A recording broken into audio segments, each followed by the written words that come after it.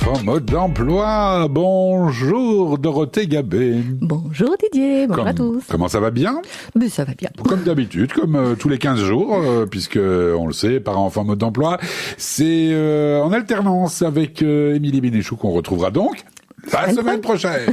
Bien, alors il y a 15 jours, Dorothée, on avait parlé de l'intelligence émotionnelle et on avait abordé un des 5 axes, je dirais, de cette intelligence, qui était la conscience de soi. Et donc aujourd'hui, on va peut-être s'arrêter un petit peu sur d'autres aspects de cette intelligence. Oui, voilà, parce que c'est un vaste sujet, l'intelligence émotionnelle, et je trouve que ça mérite plus qu'une chronique.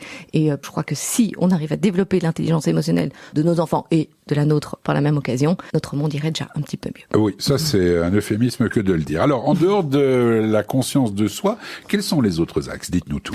Donc, on avait vu la conscience de soi, donc c'est se connaître, savoir reconnaître ses propres émotions. Je vais juste faire un petit récapitulatif. J'avais parlé d'un outil qui s'appelle les 5 facettes des émotions avec la main. Je ne sais pas si vous vous souvenez. Tout à fait. Ensuite, j'avais abordé déjà la maîtrise de soi, donc c'est-à-dire réagir de façon constructive aux émotions. On peut pas faire tout et n'importe quoi. Et j'avais envie de vous proposer d'autres outils, notamment le parapluie. C'est la saison en même temps. Voilà, oui. Le parapluie, c'est un petit exercice qu'on peut faire avec nos enfants. Et donc, on peut leur proposer de prendre une feuille et de dessiner et de colorier un parapluie. Mais ce qui est intéressant, c'est de prendre conscience que le parapluie, quand on l'ouvre, au-dessus de nos têtes, il peut pleuvoir des pensées désagréables. Et donc, le parapluie va nous protéger, en fait, de ces pensées. Et donc, ça va nous permettre, finalement, de prendre de la distance, d'observer, de sentir et d'écouter tout ce qui se passe autour de nous, mais tout en restant bien au sec. Et donc, voilà, on peut proposer à l'enfant de se concentrer sur ce qu'il ressent à l'intérieur de lui, en laissant bien les pensées couler sur le parapluie sans le toucher. Et le soleil reviendra un jour ou l'autre. Ça, c'était la métaphore du parapluie qu'on peut faire dessiner, colorier à nos enfants pour qu'ils s'ancrent bien cet outil. Un deuxième, c'est comment on fait pour calmer ses pensées. Je suppose que ça vous arrive d'avoir 1000 pensées à la minute. Eh ben, un petit astuce, et je l'ai testé pas plus tard que cette nuit, c'est de détendre sa langue. Ah bah dites-moi, ça fait du taf, hein. En fait, c'est automatique. Les pensées vont s'apaiser quand on ouvre légèrement la bouche, on laisse pendre la mâchoire, et donc on laisse pendre sa langue. On peut aussi passer sa langue sur les dents du bas, comme si on les nettoyait. Et en fait, automatiquement, finalement, ça va déconnecter nos pensées et on va retrouver une certaine... Un calme, le calme de l'esprit. Exactement. Et on peut faire une petite méditation autour de ça, de prendre conscience de la taille, de la forme de sa langue, de son poids.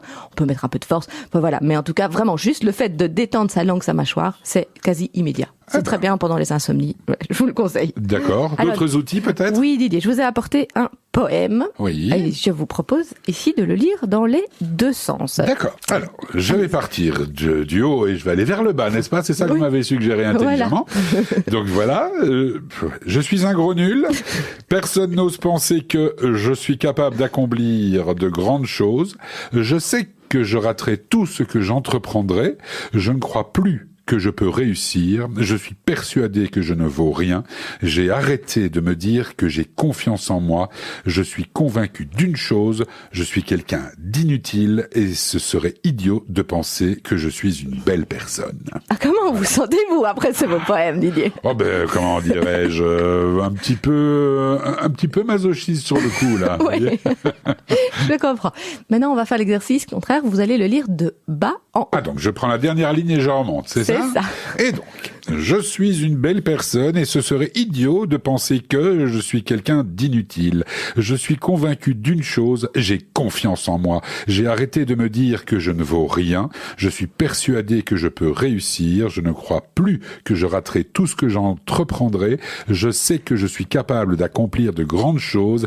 Personne n'ose penser que je suis un gros nul. Et ben voilà. Ah bah dites-moi. Donc il faut prendre la vie dans le mauvais sens alors, d'une certaine manière. C'est juste voilà pour en fait prendre conscience du pouvoir des mots sur nous. Est-ce que là maintenant on se sent un petit peu revigoré quand même quand on relit ça? Et c'est destiné aux adultes et aux enfants ou exclusivement aux enfants en manque de confiance en eux? C'est pareil pour les adultes? Oui, on peut peut-être citer l'auteur comme ça. C'est Lenny Castagnette.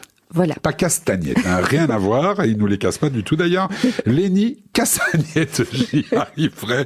Et donc, vous pensez qu'on doit avoir ça dans son sac ou dans un coin de sa mémoire et arriver à se dire, bon, ben maintenant que j'ai des pensées négatives, je vais essayer de les prendre à revers et ça va se transformer en positif, c'est systématique? Alors, c'est pas systématique, mais je veux dire, ça fait partie d'une espèce de mallette à outils qu'on peut utiliser. D'accord. Et donc, je crois que c'est juste se prendre conscience de l'impact des mots sur soi. Enfin, effectivement, quand on lit la première partie, on se sent pas super bien après.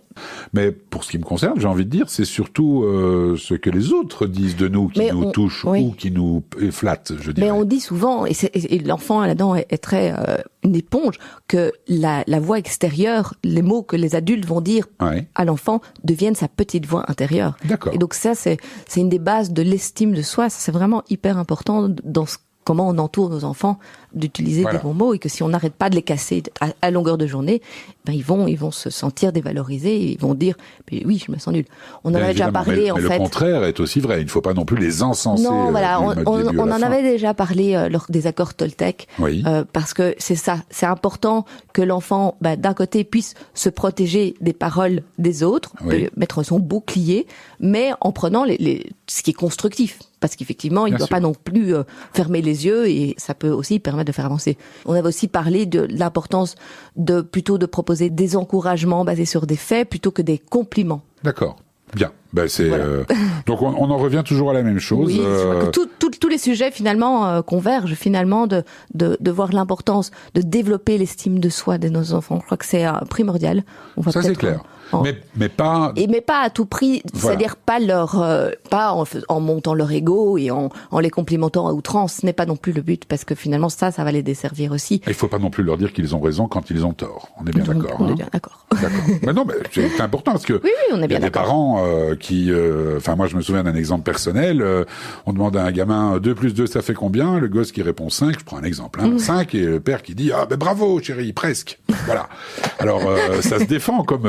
Mais je ne sais pas si à terme c'est une bonne idée pour le gosse lui-même. Je crois qu'il faut être honnête avec les enfants. On est d'accord.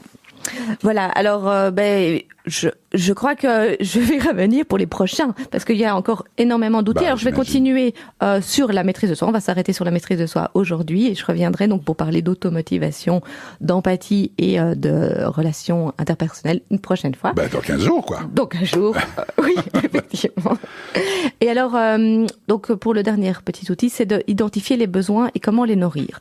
C'est important en fait de prendre nos responsabilités par rapport à nos émotions aussi, de se rendre compte qu'on n'a pas besoin des autres pour remplir notre propre seau. Donc l'image du seau, c'est vraiment le seau d'eau, un seau d'eau qu'on va remplir. Et en fait, effectivement, quand nos besoins sont bien remplis, on est beaucoup plus accueillant pour notre enfant, et donc c'est important de remplir notre propre seau.